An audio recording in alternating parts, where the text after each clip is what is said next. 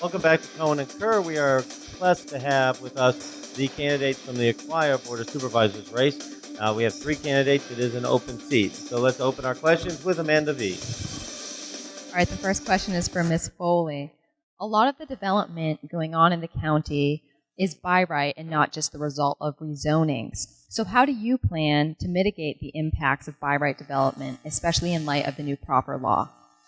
I think that a couple of things. One is that we have to be very careful about our rezoning, take into consideration the number of by right developments that are on the list, because those we have limited ways to control them.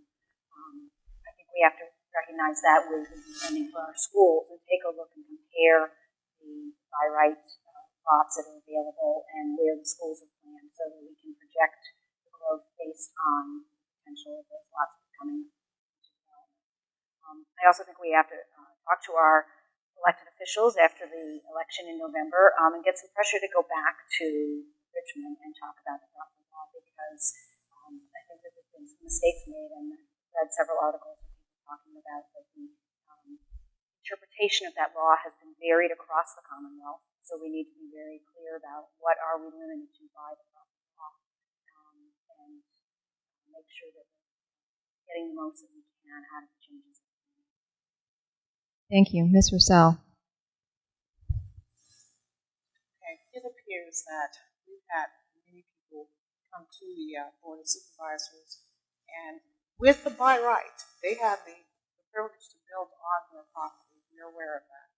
The properties are zoned for a certain number of improvements, and they really don't need the Board of Supervisors for that. So they're coming for the purpose of adding more property, more improvement to one plot of land.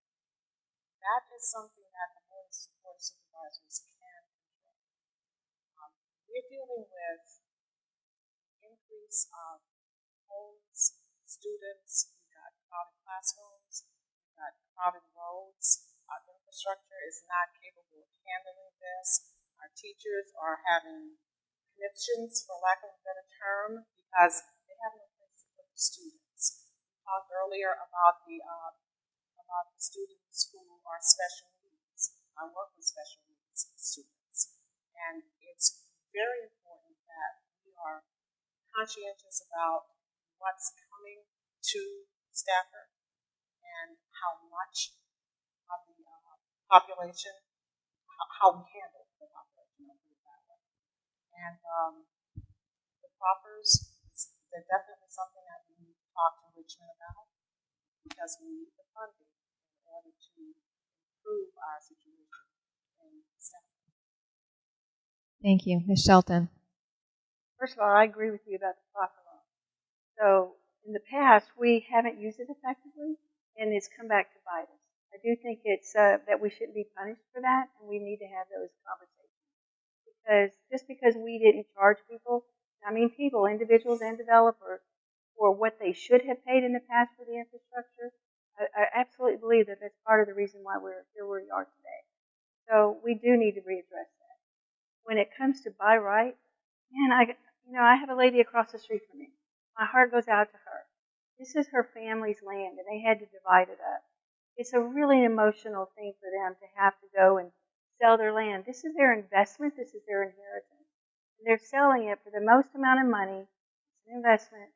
So, and that just happens to be A1 that they're now dividing up into a new residential. It's right across the street from me. So I definitely care. In fact, I cared a little bit more about it until I talked to her and I realized, this is her property. I would say that it is a huge problem in Stafford County, and we need to. Thank you, ladies. A major effort has been for land preservation in the county, and the county has adopted the purchase of development rights PDR program to do that, as well as trying to do a TDR, transfer development rights program. So I guess the question would be, do you support those efforts, and do you support expanding those efforts? Ms. Russell. That is something else that we have been looking at, talking about, trying to get some additional information on. I can't give you a definitive answer on that, but I am doing some additional research research. Oh yeah, in the comp plan that we have that takes us through for 30 years, the comp plan I think is something that we should all become more familiar with. I know that they had all kinds of different hearings on it, but the comp plan really defines many of the growth areas. And what I really liked about it is it's looking at the congestion and looking at our growth and going into the future and saying, you know, we really want to preserve this land.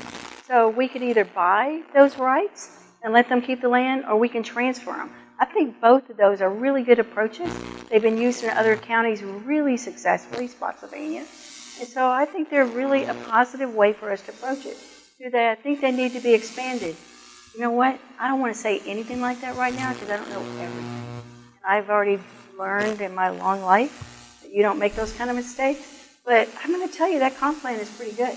A plan is only as good as it's, you know, is at that very moment, and we know that you have to change them.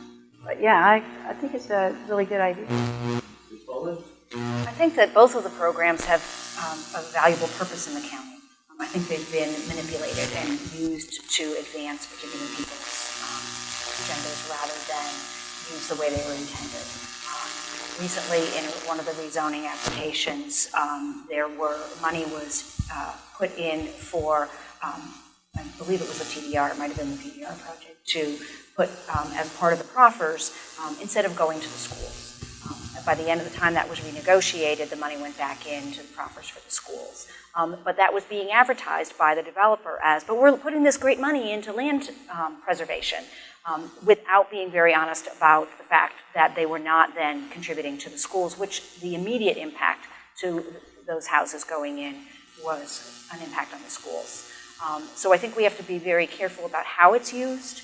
I think we have to time its use. Some of our areas have just been overdeveloped too quickly, and we don't have the capacity. The houses from Route 1 to Shelton Shop Road down Courthouse Road, there's no more space. So we need to be very careful about where we approve the use of them based on the capacity in that region of the county. And we've reached the capacity for this segment, so we're going to take a short break. We hope you come back for some more questions.